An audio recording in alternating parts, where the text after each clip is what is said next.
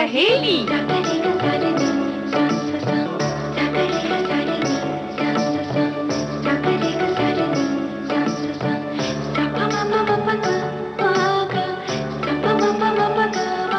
सखी सहेली।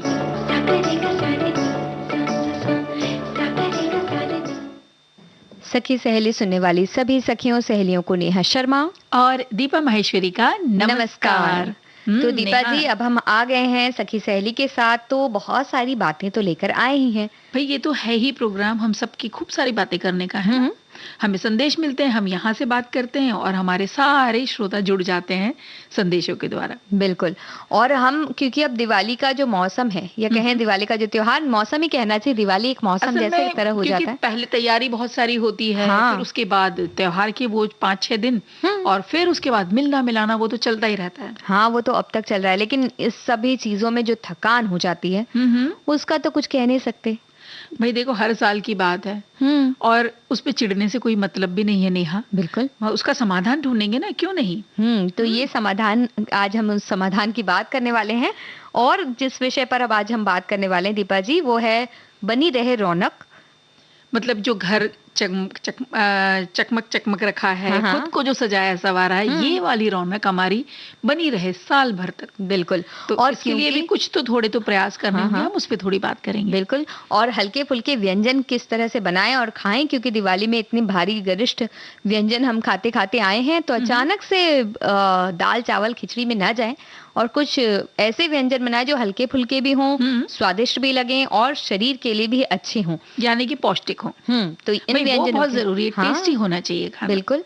तो इन व्यंजनों की बात करेंगे और साथ ही सखी विशेष में आज हम ज्योति हेगड़े की बात करने वाले हैं। और ज्योति हेगड़े जो कि रुद्र वीणा से संबंध रखती हैं। जी, ज्योति हेगड़े के बारे में जैसे एक मिथक होता है ना, समाज में चलता है कि ये नहीं होना चाहिए, ये नहीं करना चाहिए, तो मिथकों को तोड़ना और उससे आगे बढ़कर एक नया तथ्य प्रस्तुत करना आसान नहीं होता नेहा, किसी के लिए भी, चाहे वो महिला क्या पुरुष भी हो। किसी भी बात को, किसी भी सोच को तोड़ना बहुत कठिन है और जो ये काम कर पाता है वो अपना एक अलग ही मुकाम भी हासिल कर लेता है। और ऐसे ही कल जो बात हम जो नाम लिया है ना ज्योति हेगड़े, उन्होंने कुछ इसी तरह की चीज, उनके जीवन के बारे में जब हम जानेंगे तो पता चलेगा कि कितनी मुश्किलों से उन्होंने ये रुद्र वीणा बजाने वाली दुनिया में कदम रखा और उसकी पहली महिला भी बनी वो।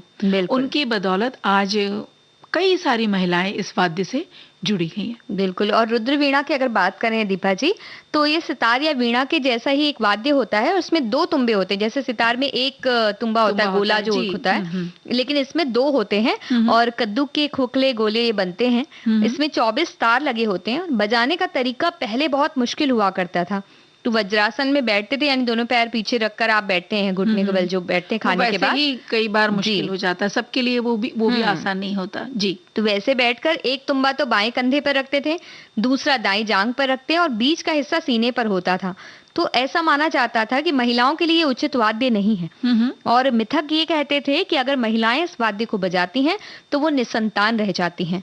लेकिन बाद में इसकी एक अलग रीति बनाई गई इसको बजाने की। सुखासन में बैठकर वो बजाने की परंपरा विकसित की गई, जिसमें रुद्र वीणा के ऊपरी तुम्बे को दाईं जांघ और निचले तुम्बे को जमीन पर टिकाया जाता है और इस तरह से बजाया जाता है। फिर भी मुश्किल है ये। तो देखो, इतनी मुश्किल वाद्य, संगीत वाद्य के बारे में जानने के बाद उसे बजाने वाली ज्योति हेगड़े को 17 मार्च 1963 को कर्नाटक के उत्तर कन्नड़ जिले में सबसे बड़े शहर सिरसी में उनका जन्म हुआ था। जी। घर में संगीत का तो कोई वातावरण था नहीं, लेकिन पिता को संगीत का बहुत शौक था और वो ऑल इंडिया रेडियो पर शास्त्रीय संगीत का कार्यक्रम सुना ही करते थे। जी। और उन्होंने ही संगीत की बारीकियां जब छोटी थी ज्योति हेगड़े उन्हें बताते रहते थे वो। बिल्कुल। और स्कूल के दिनों में ज्योति भरतनाट्यम, चित्रकला और ललित कला में सामान्य रूप से रुचि रखा करती थी। लेकिन बचपन से मन में जो उनके शास्त्रीय संगीत बसा हुआ था वो उन्हें अपनी ओर खींचता था। तो जब 12 साल की उम्र की हुई वो, तो उन्होंने अपने पहले गुरु डॉक्टर बिंदु माधव पाठक से सितार की शिक्षा लेनी शुरू की। और इसी दौरान एक दिन कॉलेज के किसी कार्यक्रम में जब उनके गुरुजी ने रुद्र वीणा बजाई तो ज्योति हेगड़े उस वाद्य के सम्मोहन में बंध गई। उन्हें लगा कहते हैं ना कि एक बुलावा आता है अंदर से, है ना। और अगले कई दिनों तक वो गुरुजी से ये विनती करती रही कि उन्हें रुद्र वीणा सिखाई जाए, लेकिन वो तैयार नहीं हुए क्योंकि तब तक ये वाद्य महिलाओं के लिए उपयुक्त नहीं माना जाता था, जो जी। मिथक था ना उस वजह से। पर 16 साल की ज्योति हेगड़े तो जैसे एक जिद, एक दृढ़ संकल्प कर चुकी थी कि बस जो हो सो हो, मैं डिगूंगी नहीं, मुझे तो ये सीखना ही है। आखिर गुरुजी ये सोचकर तैयार हुए कि इस वाद्य में आने वाली चुनौतियों को देखकर ज्योति खुद ब खुद ही पीछे हट जाएगी, क्योंकि बच्ची है, जिद पर है, तो थोड़े दिन इसे सिखा देता हूँ, अपने आप ही वो मना कर देगी। पर ऐसा नहीं हुआ। ज्योति ने एक बार जो रुद्र वीणा को थामा तो वो बस उसमें रम गई। गुरुजी ने भी उन्हें रुद्र वीणा सिखाने का मन अब बना लिया। लेकिन दीपा जी, फिर भी अवरोध यहाँ थमे नहीं थे।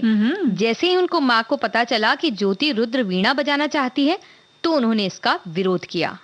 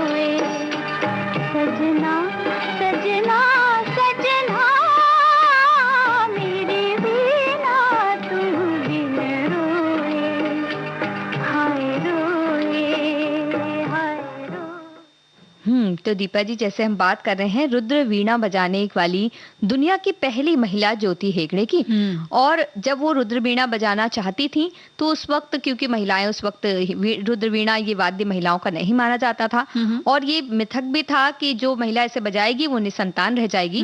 तो जब उनकी माँ को ये पता चला तो फिर माँ का तो देखो दिल माँ का ही है, वो डर गई और उन्हें ये लगता था कि कहीं वो निसंतान न रह जाए। तो आखिर काफी मनाने के बाद उन्हें ये मानना ही पड़ा, यानी माँ को मानना पड़ा कि उनकी बेटी इस वाद्य से जुड़े। बिल्कुल। और ज्योति हेगड़े की लगन ऐसी थी कि वो सुबह सुबह गुरुजी के घर पहुंच जाती और गुरुजी उन्हें एक टुकड़ा सिखा देते थे संगीत का, और वो संगीत सिखाने कॉलेज चले जाते। खाना पीना भूलकर सारे दिन ज्योति उसी एक टुकड़े का अभ्यास करती रहती, और शाम को जब गुरुजी वापस आते तो उन्हें वो टुकड़ा बजाकर वो सुनाती। तो अगर वो सही होता तो उन्हें नया अभ्यास मिल जाता, और अगर वो सही नहीं होता तो वो उसे सुधार देते थे। और इस लगन से वो वाद्य को सीखने में लगी थी। उनके गुरुजी का कहना था कि ज्योति ने 1 साल में 10 साल का अनुभव ले लिया। यानी भाई एक टुकड़े को ही अगर इतना अभ्यास किया जाए, इतना रियाज किया जाए, ये तल्लीनता और ये दृढ़ संकल्प सब में होना बहुत कठिन है नेहा। पर वाद्य में इस कदर खोई रहती वो कि कॉलेज जाना उनके लिए अब मुश्किल होने लग गया, क्योंकि वो सुबह से शाम तक रियाज ही करती थी। वाद्य सीखने के 1 साल के भीतर ही उन्हें 81-82 के लगभग अखिल भारतीय आकाशवाणी संगीत स्पर्धा में रुद्र वीणा वादन का प्रथम पुरस्कार मिला।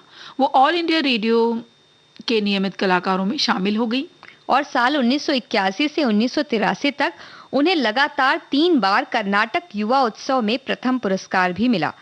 खंडर बानी घराने की वो हैं और ज्योति हेगड़े ने शुरुआत में ख्याल परंपरा में 3 साल का प्रशिक्षण लिया और इसके बाद वो ध्रुपद की ओर आकर्षित हुई। इसकी शिक्षा उन्होंने ली पंडित इंदुधर निरोधी से। जी, वो कई अन्य कलाकारों को भी सुनती रहती और सराहती भी उन्हें। उन्हीं में से एक थे उस्ताद असद अली खान।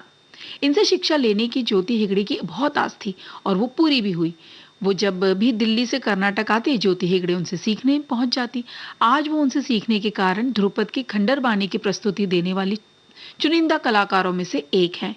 देखा जाए तो ये उनकी लगन ही थी जिसने उन्हें हर संभव या हर असंभव परिस्थिति, जो मतलब कठिन परिस्थितियों को भी संभव बनाने का हौसला दिया। बिल्कुल। और जब वो युवा थी तो अपने संगीत के लिए उन्होंने सोचा कि वो विवाह नहीं करेंगी, क्योंकि उन्हें ऐसा लगा कि संगीत में आगे बढ़ना है तो विवाह उन्हें नहीं करना चाहिए। लेकिन उनके पिता ने उन्हें समझाया कि जीवन संतुलित और संपूर्ण रूप में होना चाहिए और इसके लिए उन्होंने ज्योति जो है उन्होंने जी.एस. हेगड़े से विवाह किया और उनका एक बेटा भी है। ये बताना इसलिए आवश्यक है कि रुद्र वीणा बजाने के बावजूद उनका एक बेटा है, निसंतान नहीं है जी। तो और जब बेटा उनका स्कूल में था तो उन्होंने संगीत से अपना मास्टर्स किया और ऐसी ही एक और असंभव परिस्थिति उनके सामने आई जब उनके पति ने अपनी नौकरी छोड़कर और शहर की जिंदगी छोड़कर गांव में बसने की ऐसे मन विचार बना लिया और ये सोचा कि वो खेती करेंगी गांव में बसकर।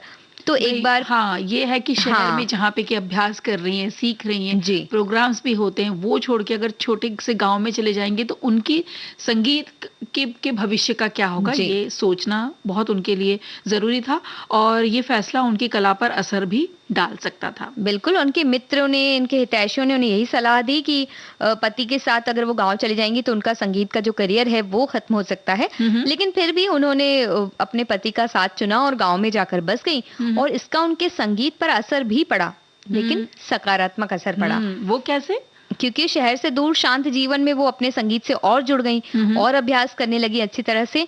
साथ ही बाद में ग्रामीण परिवेश में जो लोग थे वो उन्हें कार्यक्रमों में आमंत्रित भी करने लगे तो उनका कार्यक्रम भी चलने लगा जी। और अपने एक साक्षात्कार में उन्होंने खुद कहा कि उन्हें रुद्र वीणा, योग और आध्यात्म में एक संबंध महसूस होता है। ये देखो जो खूबी है ना एकांत में रहने की या शांत या मौन शांत वातावरण में रहने की, वहां हमें ये और आध्यात्म से जुड़ते हैं हम और योग और इस तरह की बातों से जुड़ते हैं। उनका ये भी कहना है कि इस वाद्य को सीखने के लिए जीवन में प्रतिबद्धता, धैर्य और वर्षों के जो रियाज, अभ्यास, प्रशिक्षण है उसकी बहुत आवश्यकता है। वो स्वयं पर गर्व करती हैं और यूनेस्को द्वारा विश्व विरासत घोषित वाद्य रुद्र वीणा में पेशेवर दक्षता प्राप्त करने वाली वो पहली महिला है। आज भी वो अपने वाद्य से उसी तरह जुड़ी हैं और अपने कई शिष्य और शिक्षिकाओं को इसे जोड़ रही हैं। बिल्कुल। तो इतनी अच्छी बातें लेने के बाद कुछ थोड़ा उनके बारे में सोचा जाए और एक अंतराल ले लिया जाए। चलिए।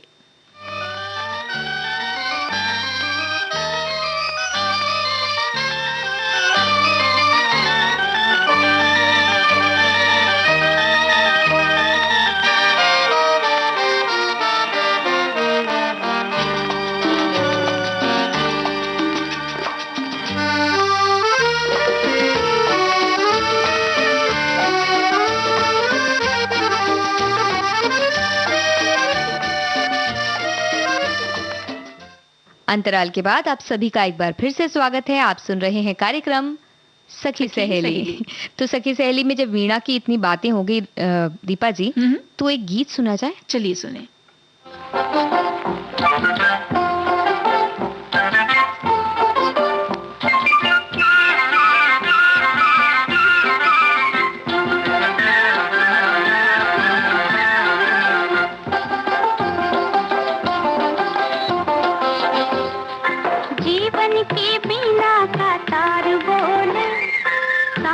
में सुर का सिंगार बोले, हृदय की धड़कन में प्यार बोले, जाने क्या बोले, क्या बोले, क्या बोले, क्या बोले, हो जाने क्या बोले, क्या बोले, क्या बोले।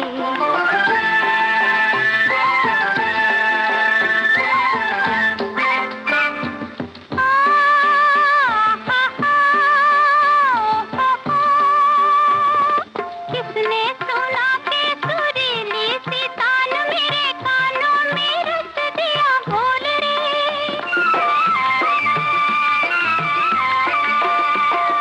किसकी रसीली तरंगों ने मेरे दिल को किया डावाडोल रे, दिल को किया डावाडोल रे।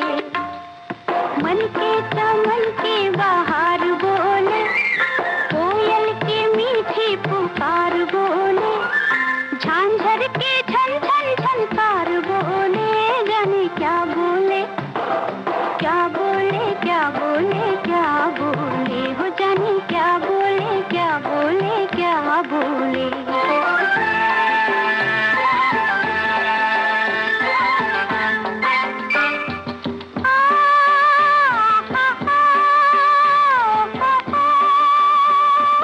सागर की लहरें सुनाए रे सरगम, बादल का रंग हुआ लाल रे,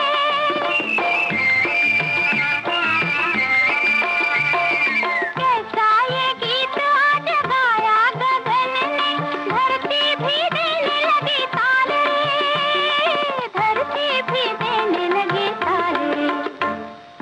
चंदा की किरणों का हार बोले, इठलाते झरनों की धार बोले, मन का पपीहा बार बार बोले, जाने क्या बोले, क्या बोले, क्या बोले, क्या बोले, हो जाने क्या बोले, क्या बोले, क्या बोले।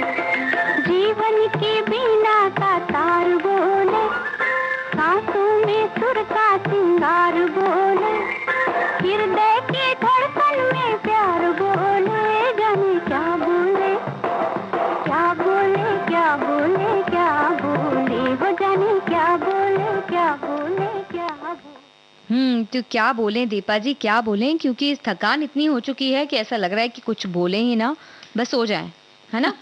मन तो ऐसा ही करता है, लेकिन भाई रोज का रूटीन या रोज के काम है वो थोड़ी ना छूटते हैं नेहा। हाँ, वो तो है ही, रोज के काम भी करने हैं। और अभी तक तो दिवाली का जो, इसलिए हमने कहा दिवाली का मौसम, क्योंकि ये बहुत लंबा चलता है, साफ सफाई से जो शुरू होता है वही तो 1-1.5 महीने तक तो ये चलता ही रहता है, और अच्छा भी लगता है, और फिर बाद में जो थकान होती है उसकी क्या ही क्योंकि कहना। देर रात हो जाती है, मिलना मिलाना चलता है, खाना वगैरह होते, पकवान कहीं बाहर चले जाते हैं, कभी घर पे बनता है, तो इस तरह से रात को देर से सोना और सुबह जल्दी उठना, और इन सब के चीजों के बीच में जो थकान इतनी जो महसूस सबको हो रही है, उसकी तो पूछे मत। बहुत स्वाभाविक है। हमारी एक श्रोता ने लिख भेजा है कि विशेषकर 5 दिनों तक चलने वाली ये जो हमारा त्योहार है ना, वो भावनात्मक रूप से बहुत ज्यादा हमको निचोड़ देता है क्योंकि इतना हम मिलने में इतने भावुक हो जाते हैं ना, बहुत बहुत दिनों के बाद। कभी कभी एक ही शहर में रह के भी हम अपने रिश्तेदारों से मिल नहीं पाते, काम की व्यवस्था के कारण। और बहुत पहले से तैयारियां चल रही है, वो लिख रहे हैं, और जब दिवाली चली जाती है तो उसके उपरांत का हैंगओवर कई दिनों तक हमारे मन मस्तिष्क को ऊर्जा को बस खींच ही लेता है। वही पुराने डेली रूटीन को फॉलो करना थोड़ा कठिन दिखाई दे रहा है। तो ये कह सकते हैं कि एक नई ऊर्जा से भर देता है, तो वो जो पुरानी ऊर्जा में जाने का मन नहीं करता, ऐसा लगता है कि फिर ये सब काम करना है क्या हमें। तो हमारी एक और साथी हैं, वो कह रहे हैं कि भाई दिवाली की थकान पूछिए मत, परिवार में आधे लोग बीमार पड़ गए हैं, सभी को सर्दी और खांसी बुखार हो गई है, और आज से छठ महापर्व भी शुरू हो गया है। तो छठ महापर्व की हम शुभकामनाएं देते हैं सभी को। और आज से ये त्योहार भी शुरू हो गया, तो जो भी छठ त्योहार मनाते हैं उनके लिए तो एक और नया त्योहार की तैयारियां भी, और इसकी तैयारियां भी काफी मुश्किल होती हैं, और बहुत सारे नियम होते हैं इसके। तो ये सारा पालन करना भी एक तरह से एक नए त्योहार में चले जाने का है कि दिवाली खत्म हुई और ये छठ की तैयारियों में लगना पड़ता है। बिल्कुल। तो कहीं कहीं तो ये है ना कि अभी त्योहारों की जो झड़ी है वो खत्म नहीं हुई, अभी नहीं खत्म होने वाली है। तो ऐसे में भाई ये है कि चलो ऊर्जा तो बनाए रखनी है। बिल्कुल। हमारी वो साथी आगे कह रही है कि छठ मैया से प्रार्थना है कि सबको आरोग्य आरोग्यता, सुख शांति और समृद्धि दे। और एक है वो कहने की दिवाली की थकान दूर करने के लिए व्यायाम, संतुलित आहार, पर्याप्त पानी, भरपूर नींद लेना चाहिए, फूलों के जूस और सलाद का सेवन करना चाहिए। नहीं नहीं, ये फलों के होंगे, फलों के होंगे, फलों के कभी कभी टाइपिंग में भी गड़बड़ हो जाती है। तो ये इस तरह से वो कह रहे हैं कि ये सब करना चाहिए। और अब आप बताइए कि क्या करना चाहिए। देखिए, हम भी बताएंगे। एक और हमारे श्रोता हैं, वो लिख रहे हैं कि थकान दुख दूर करने के लिए हर रोज आप सखी सहेली सुनिए, विविध भारती सुनिए, वहाँ अच्छे क्योंकि सखी सहेली में अच्छे व्यंजन बनाने की उपयोगी जानकारी मिलेगी और साथ में घर की रौनक भी बनी रहेगी। तो ये तो बड़ी अच्छी बात उन्होंने कही है। बात उन्होंने कही है भाई, आप गीतों से तो अपना जो मन की थकान है उसे चलिए कुछ हद तक दूर कर सकते हैं, लेकिन जो शारीरिक थकान है तो सबसे पहले ऐसा लगता है ना कि गर्म पानी में पैर डुबो के उससे थकान उतार ली जाए, है ना? बिल्कुल, वो बहुत अच्छा ऐसे आनंद देता है। तो घर में जो सबसे ज्यादा काम में लगे रहते हैं पूरे वक्त, तो उनके लिए एक ये काम किया जा सकता है, खुद के लिए भी किया जा सकता है कि सब पूरे परिवार के लोग अगर बैठते हैं, मिलते हैं, तो गर्म पानी, बल्कि हम तो कहते हैं किसी किसी घर जब मिलने जाते तो ये एक रीति रिवाज शुरू हो जाना चाहिए कि आपका स्वागत हम गर्म पानी वाला एक टब दे दें या एक बाल्टी में दे दें और आप पैर डुबाकर बैठे और फिर मस्त आराम से बातें करते हैं। तो ऐसा भी कर सकते हैं। अब अगर मुलाकात हो रही है ये शनिवार रविवार, तो ऐसा करके देख लीजिए। आप भी ऐसा कर सकते हैं, खुद के लिए कर सकते हैं। और कहीं अगर देखिए, ऐसा सोचिए आप, अगर आपके घर कोई मिलने आ रहा है तो उनसे पूछ के देखिए, तो हो सकता है कि ये जो एक नया तरीका आप शुरू करें, शायद वो हाँ भी कर दें। बड़ा अच्छा लगता है, आनंद आ जाए उन्हें, तो वो आपके घर जल्दी मिलने आया करें दिवाली के तुरंत बाद।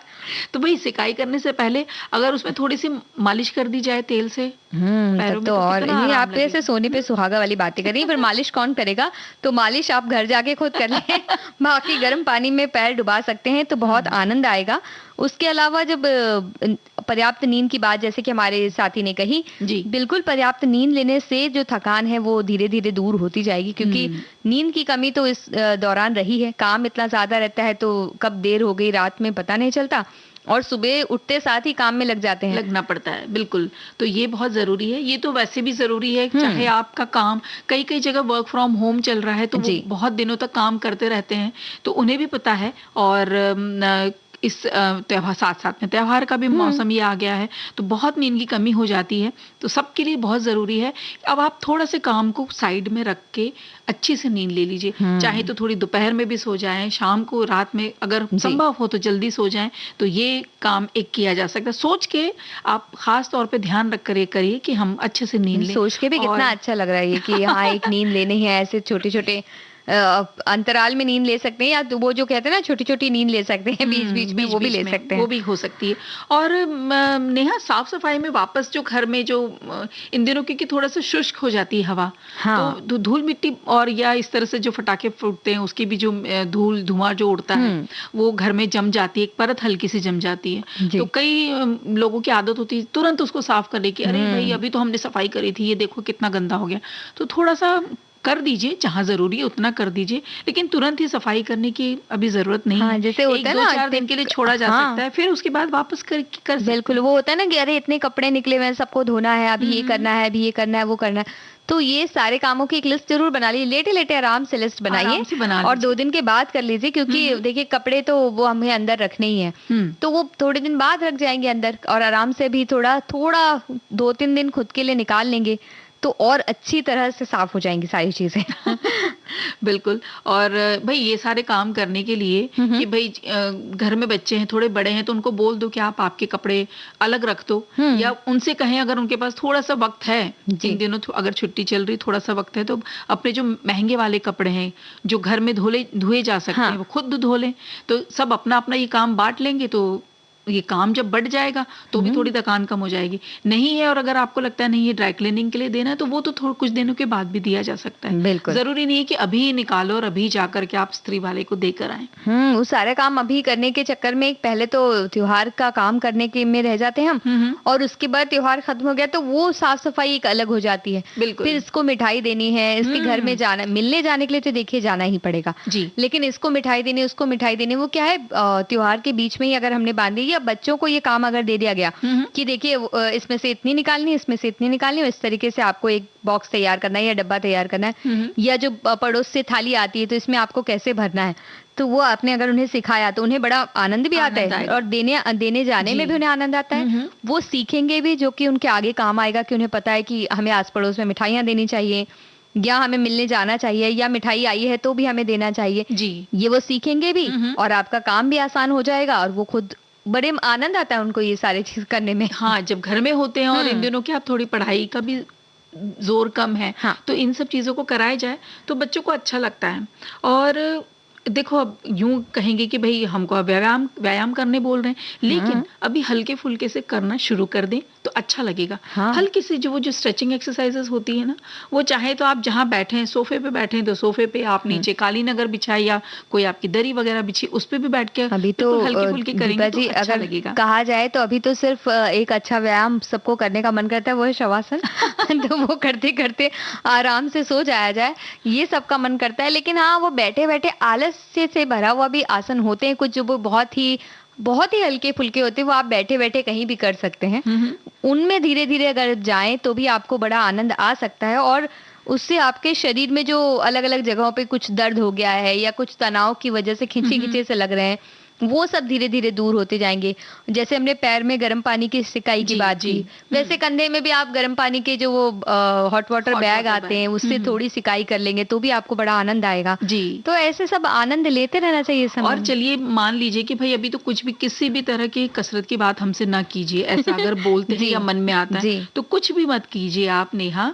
आप मेडिटेशन के इतने सारे वीडियोस अभी तो सोशल मीडिया और हर जगह जी। उपलब्ध है, आप कुछ भी एक चलाइए, आंख बंद करके उसमें सिर्फ बैठना है और सुनना है, तो वो तो किया जा सकता है ना। और बिल्कुल। उसमें आप देखना, थोड़े से वक्त के बाद जो नींद अपने आप जो आ जाती है ना, उसके बाद जब आप उठते हैं उस नींद से, तो बहुत एकदम ताजा लगता है और ताजगी भरा फ्रेश बिल्कुल अच्छा लगता है। बिल्कुल, ये तो बड़ा आनंद आता है। और साथ में जैसे कि हमारी सखी ने कहा कि सभी बीमार पड़ गए, तो मौसम बदल रहा है, थोड़ी ठंड अब शुरू होने लगी, बहुत सी जगहों पर ठंड का आगमन हो चुका है, कई जगहों पर थोड़ा ज्यादा हो चुका है। तो इससे बचना अभी बहुत जरूरी है। तो उसकी जो रखरखाव आप कर सकते हैं, जिस तरह से खुद को बचा सकते हैं ठंडी हवाओं से, हल्की फुल्की से, वो जरूर बचाइए, क्योंकि ये एक मौसम है जिसमें फटाफट आपको ठंड पकड़ती है, या कहें सर्दी खांसी बुखार जैसी चीजें लगती हैं। जी। तो इनसे थोड़ा बचाव हो सके।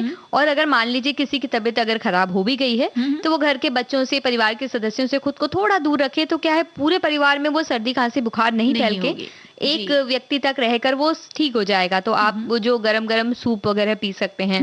तो इस तरह की और अभी हल्की अगर फुल्की हल्का सा चीजें, ठंडा मौसम अगर हो रहा है ना नेहा, तो वो खाने के बाद हल्का सा गुनगुना पानी भी पिया जा सकता है। उससे भी जो छोटी मोटी हल्की जो धुएं की और ये डस्ट की जो एलर्जी होती है कई लोगों को, जी, वो भी रुक जाएगी, वो भी उससे भी बचे रहेंगे। और हमारे एक साथी कह रहे हैं कि दिवाली की तैयारियों और उत्सव के बाद आप थका हुआ महसूस करते हैं। ज्यादातर लोगों के लिए दिवाली के बाद के दिनों में आराम करना जरूरी हो जाता है। ये समय त्योहार के बाद के डिटॉक्स और थेरेपी के लिए उपयोग करना चाहिए। तो दीपा जी, हम तो ये कहेंगे कि थकान अगर मिटानी है तो एक छोटा सा ब्रेक ले लीजिए, ताकि थकान दूर हो जाए। लेकिन हमारी तो कोई थकान हमें हुई नहीं है, फिर भी हम एक अंतराल ले लेते हैं।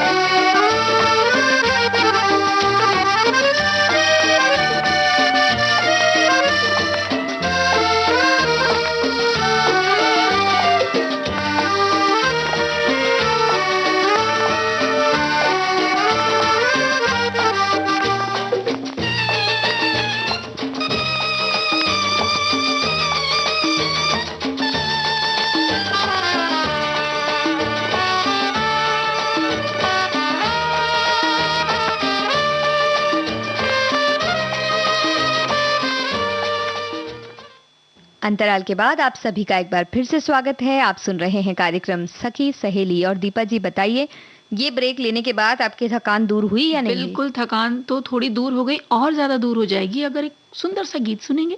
ठीक है।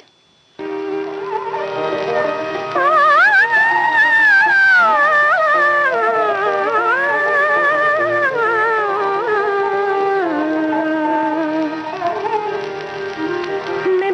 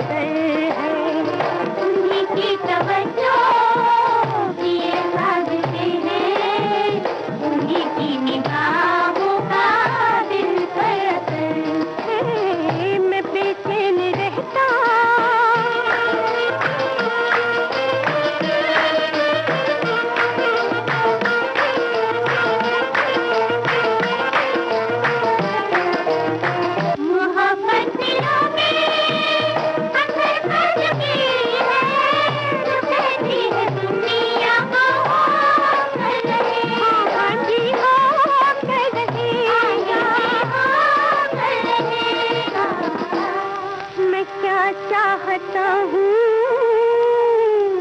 वो क्या चाहती है, न मुझको खबर है, न उनको खबर है। क्या चाहता हूँ, वो क्या चाहती है, न मुझको खबर है, न उनको खबर है। मैं बेचैन रहता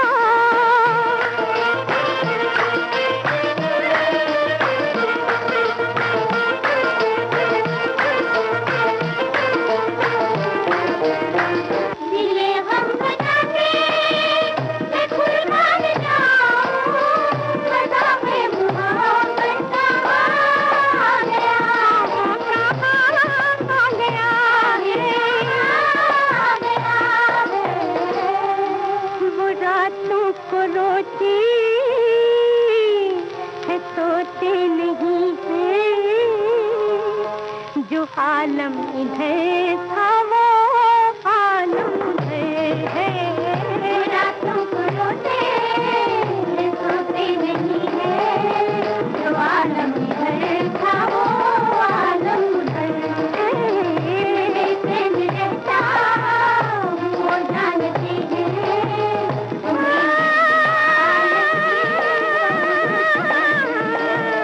मैं बेचैन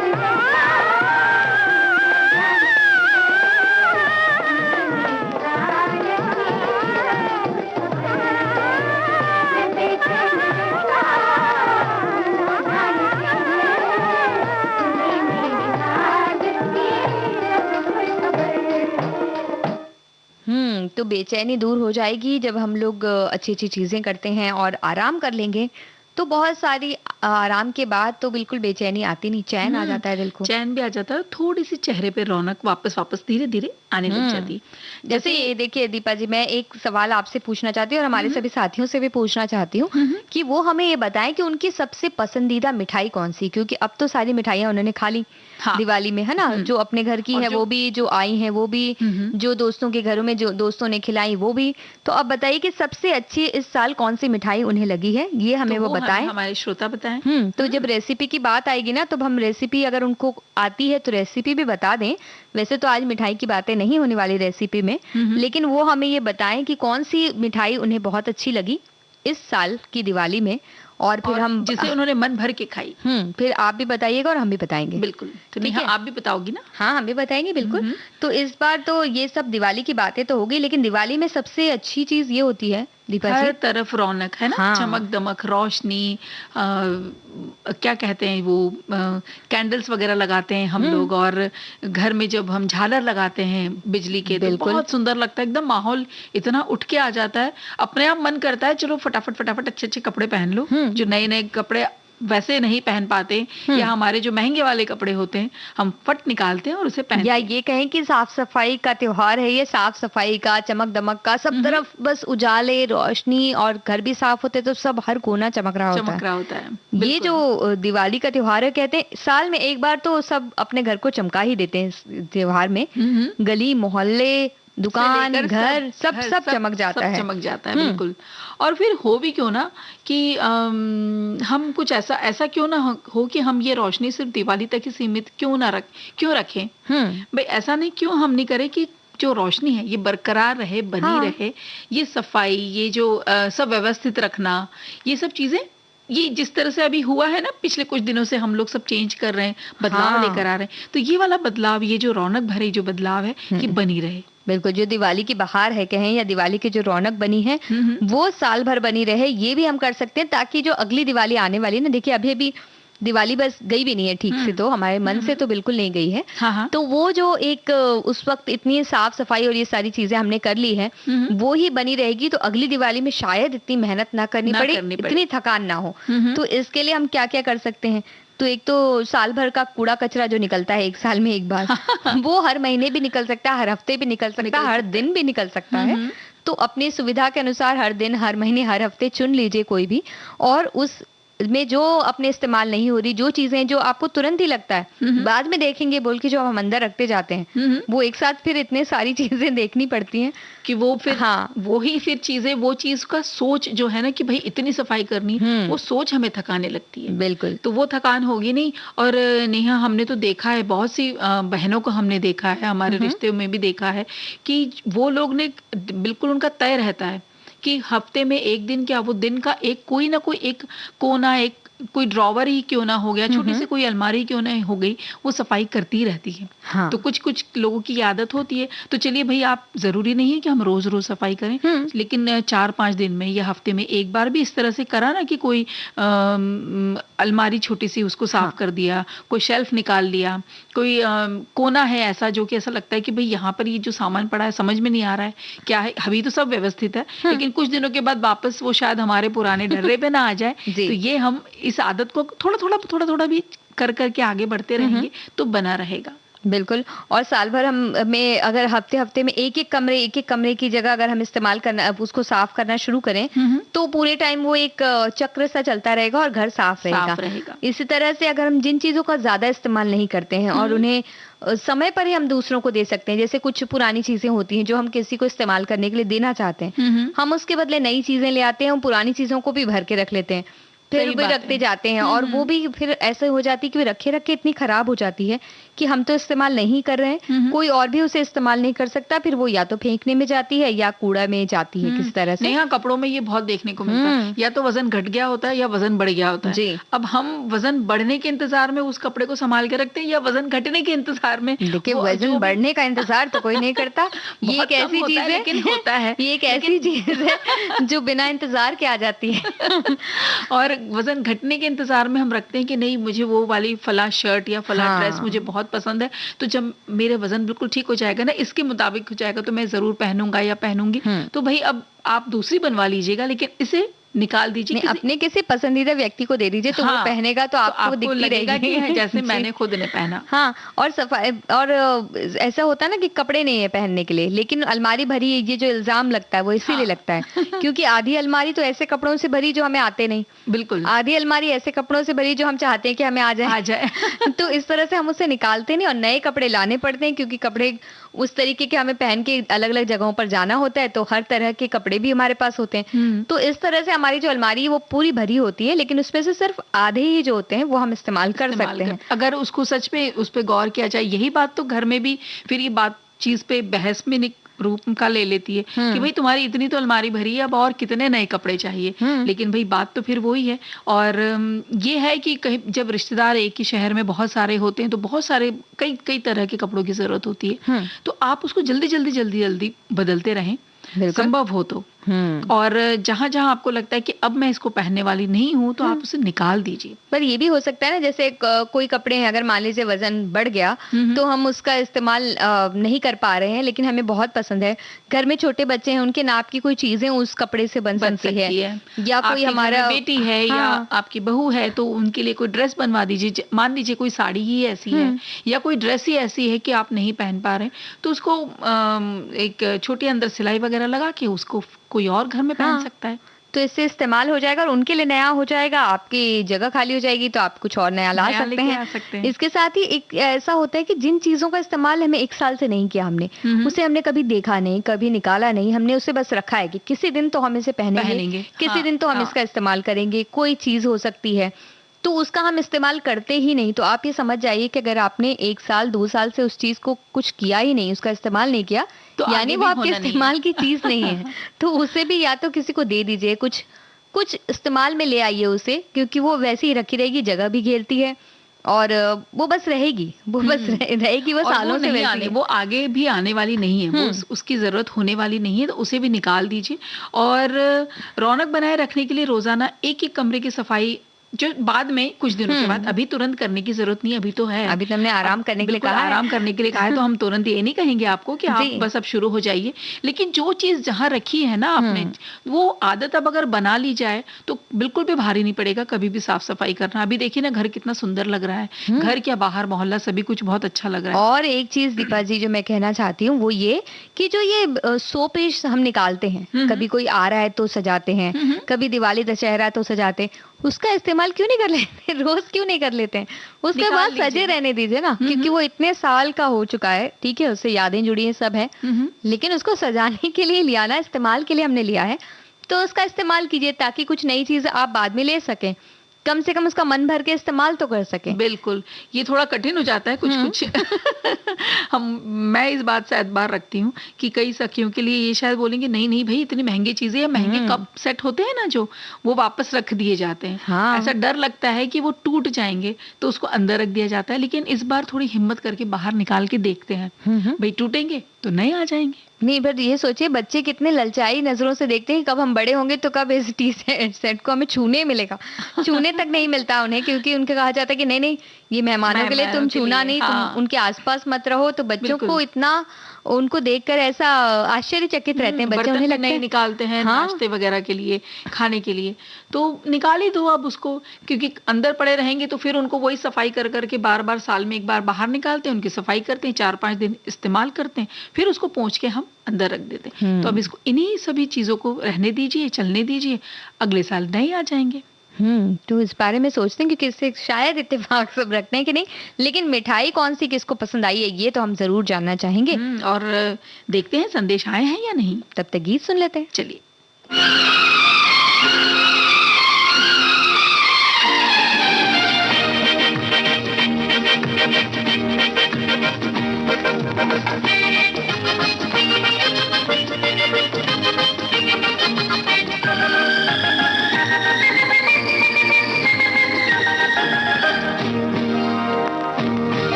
आए बहार को हम बांट लें, आए बहार को हम बांट लें, जिंदगी के प्यार को हम बांट लें,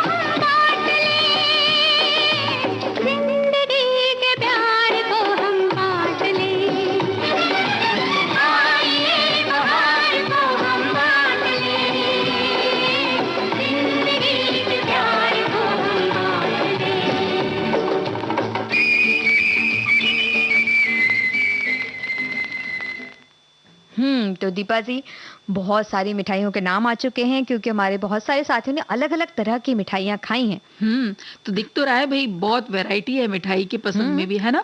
अच्छा भाई, हमारे किसी श्रोता को गुलाब जामुन बहुत पसंद है, वो बहुत खाई। हाँ, किसी ने चूरमा खाया, उनको तो लगता है चूरमा सदाबहार सर्वोत्तम। बिल्कुल। किसी ने मोतीचूर की मिठाई पसंद आई है, वो उन्होंने बहुत खाई है। और कोई कोई तो कहता है कि भाई हमारे यहाँ पर गरम गरम जलेबी पसंद बनती है। वैसे तो दीपावली के बाद, ये गुजरात के हैं तो ये कह रहे हैं दीपावली के बाद हमारे यहाँ मिक्स सब्जी बनती है, ऊंधियो, और उसके साथ में जलेबी बनती है, और वो उन्हें बहुत पसंद है। तो बड़ी अच्छी बात इन्होंने बताई है। और हमारे एक साथी हैं, वो कह रही हैं कि नवरात्र जब से बीते हैं तब से उन्होंने नवरात्र तो पूरे उनके पेड़े खा के बीते। दिवाली में उन्होंने लड्डू ही लड्डू खाए हैं, जैसे कि बेसन के, बूंदी के, और अब आटे के, गोंद के लड्डू खा रही हैं वो। और कतलियां, रसगुल्ला, संदेश उनको सब पसंद है। वजन कहाँ जाएगा सोचिए, ऐसा कह रही। वजन का क्या है, वजन होना चाहिए बातों में भी और व्यक्तित्व में भी, तो वो उसी तरह से बढ़ेगा। और हमारी एक साथी वो कह रही कि दिवाली में खोआ मावा की मिठाई उन्होंने नहीं खाई है, उसकी जगह लड्डू, बूंदी, गाजा, बालूशाही, बेसन की बर्फी, बेसन के लड्डू और कुछ ट्रेडिशनल मिठाइयाँ यानी कि बताशे उन्होंने खाए। तो भाई काफी सब मिठाइयों तरह की की बातें होंगी। मिठाइयाँ, हाँ। देखो बहुत सारी, बहुत मिठाइयों के हमें विविध विविध प्रकार मिल गए यहाँ पर। नेहा, आपको कौन सी मिठाई पसंद है? भाई हमें तो काजू की कतली पसंद है, और हमने अच्छे से खाई उसे। यहाँ भी हमें काफी मिठाइयाँ खाने मिल गई हैं, और हम मिठाई खा खा कर किसी तरह से, वजन के बारे में तो हम नहीं सोच रहे, मिठाइयों का वजन कितना है ये हम सोच रहे हैं जरूर। अच्छा। कि कितनी मिठाइयाँ हमें खाने मिल रही हैं, वजन ठीक है कि नहीं, उनके बराबर होना चाहिए, है ना। अब आप बताइए कि आपको कौन सी मिठाई पसंद है? भाई मुझे तो गुलाब जामुन बहुत पसंद है, जैसे कि हमारे एक श्रोता को पसंद है। तो बिल्कुल। गर्मा गर्म जब गुलाब जामुन आता है ना, तो वहां रोका नहीं जाता हाथ, और फिर क्यों रोके भाई, त्योहार का वक्त है, क्यों ना बिल्कुल। खाएं। कभी कभी खाने को मिलता है तो जरूर खाना चाहिए। नहीं, खाने को तो हमेशा मिलता है, हम मिल जाता है, कभी-कभी लेकिन खाते जब घर में बना के खाते हैं ना, जी। ये जो दीपावली का एक अलग माहौल रहता है, जब घर में बना के खाते हैं तो और अच्छा लगता है। उसको आनंद के साथ पूरे परिवार के सब जब खाते हैं, तो वो जो खुशी है, वो जो उत्साह है, उसकी बात ही अलग है। बिल्कुल। और जब इतनी सारी मिठाइयाँ हमने खा ली हैं, तो कुछ हल्के फुल्के व्यंजन खाए जाएं, क्योंकि अब देखिए अचानक से मिठाई विठाई खाते हुए अच्छे से बढ़ते बढ़ते अचानक से हमारा काफिला सीधा खिचड़ी पे तो नहीं आ सकता है। बिल्कुल नहीं आएगा तो भाई। वो सब अगर घर में पूछ लिया ना नेहा, तो जो बातें सुनने मिलेगी वो बस ऐसा लगेगा, हाँ चुपचाप अच्छी से कोई सब्जी बना दी जाए। हाँ, तो इसी तरह से चलती रही, बातें चलती रहें, और खाना पीना भी अच्छी तरह से चलता रहे। इसके लिए हम हल्के फुल्के व्यंजन ऐसे बनाएं जो स्वादिष्ट भी हों और पाचक भी हों, अच्छे स्वास्थ्य के लिए अच्छे हों। तो वैसे हमारी एक साथी कह रही कि भाई हल्के फुल्के व्यंजन में अगर उनको जल्दी भूख लगी है, और अगर खाने वाले नहीं, मतलब नूडल्स का उन्होंने एक ऑप्शन दिया था, अगर नहीं खाना चाहते हैं तो बेसन या सूजी के चीले बना सकते हैं, जो कि झटपट बन जाते हैं, ज्यादा सामग्री की जरूरत नहीं पड़ती, और तेल घी भी उसमें कम ही लगते हैं जी। और उसमें वो बोल रही प्याज, हरी मिर्च और धनिया की पत्ती, टमाटर मिलाकर, तो कभी कद्दू मिलाकर, बीट रूट में गाजर, शिमला मिर्च मिलाकर बनाते हैं चीला। तो सभी बनाना नहीं जानते, तो इसकी विधि क्या बताएं। वो कह रहे सब तो जानते हैं बनाना, तो विधि क्या बताएं। फिर भी हम एक छोटे तौर पर विधि अगर बता दें, तो बेसन आप थोड़ा ले सकते हैं। बेसन के साथ अगर चाहें तो सूजी अगर आप डाल रहे हैं तो थोड़ी देर ज्यादा भिगाना पड़ सकता है उसको, और एकदम झटपट बनाना है तो बेसन ले सकते हैं, और थोड़ा आप मन करे तो आटा भी आप उसमें डाल सकते हैं। आटा भी डाल सकते हैं, एक जो जौ का जो ओट्स आता है वो भी डाल सकते हैं। उसको ओट्स को हल्का सा सेक ले और फिर उसको मिक्सर में पीस ले और वो डाल दीजिए, तो एकदम आपके चीले बहुत अच्छे से बन जाएंगे बेसन के साथ। और उसमें क्या, पेट बहुत कम खाने से भी पेट बहुत अच्छा भर जाता है, और स्वादिष्ट और पौष्टिक भी होता है। बिल्कुल, फाइबर इतना मिल जाता है, तो फिर आपके पेट के लिए भी बहुत अच्छा है, स्वास्थ्य के लिए अच्छा है, वजन घटाने के लिए अच्छा है। और जैसा कि हमारी साथी ने कहा है कि इसमें सारे अपनी मर्जी की आप सब्जियां मिला सकते हैं, जैसे कि उन्होंने कहा है प्याज, हरी मिर्ची, धनिया की पत्ती, टमाटर, ये सब मिला सकते हैं, या कद्दूकस करके वो बीट रूट यानी कि जो हमारा चुकंदर होता है वो आप मिला सकते हैं, गाजर मिला सकते हैं, शिमला मिर्च, आपकी जो मर्जी है, जो आपके यहाँ अच्छी तरह से सब्जियां खाते हैं जी, वो डालकर अगर आप बनाएं तो बहुत ही आसानी से बन जाता है। और इसी के साथ अगर आप भाई अब ये कहें कि मिक्स सलाद चाट जो कि सलाद की तरह हो, वो बनाएं। आप काला चना उबला हुआ ले लीजिए, क्योंकि इन दिनों में ऐसा लगता है ना कि क्या बनाए क्या ना बनाए, तो रात को कई बार ऐसा होता है कि हम कुछ चीजें उबाल के भिगो के रख देते हैं। तो काला चना आप ले लीजिए, उसको उबाल लीजिए सुबह, दूसरे दिन, और उसमें अब अच्छे से इतना ना सीजे हो कि वो अंदर से फूट जाए दाना, हाँ। वैसा ना हो।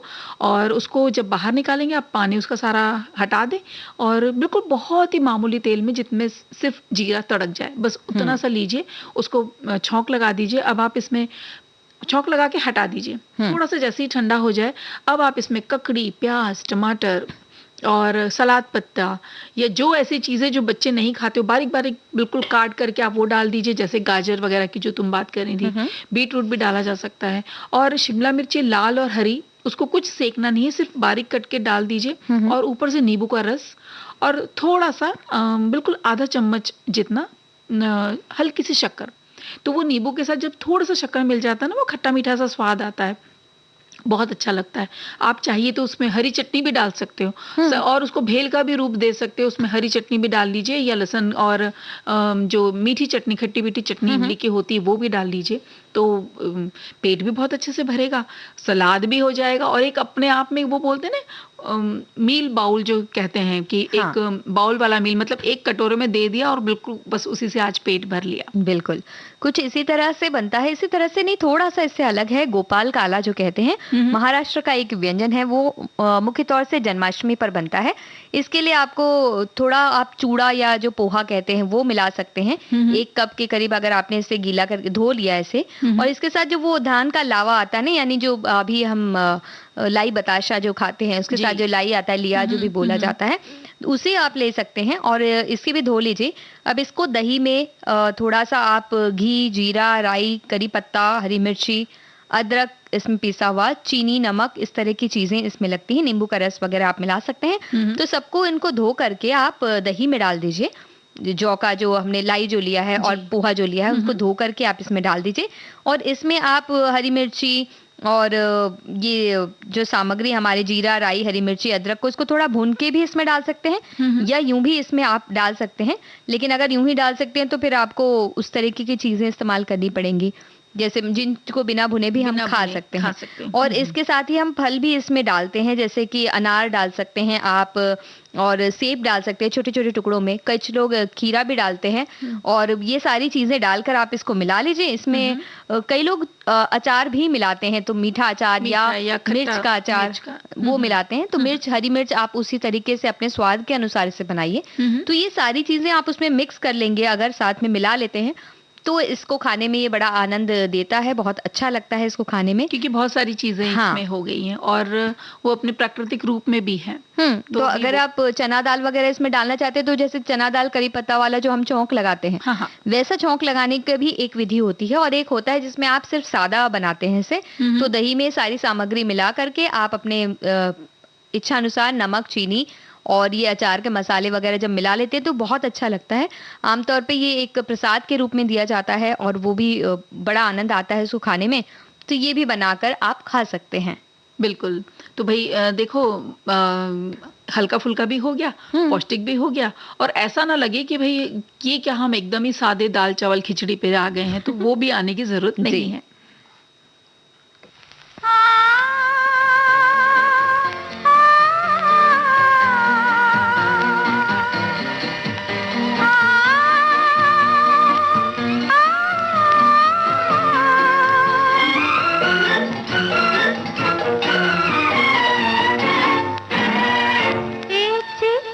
जरा सुनना, उनसे नहीं कहना, जी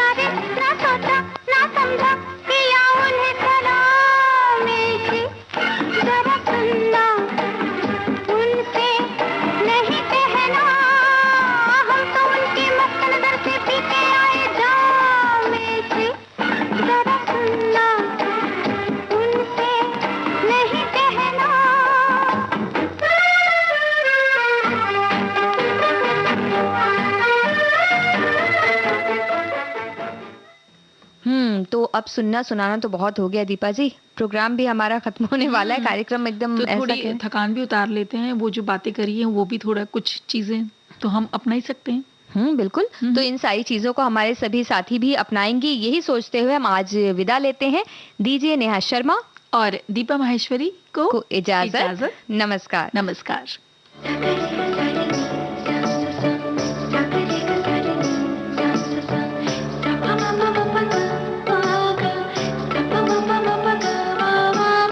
सखी सहेली।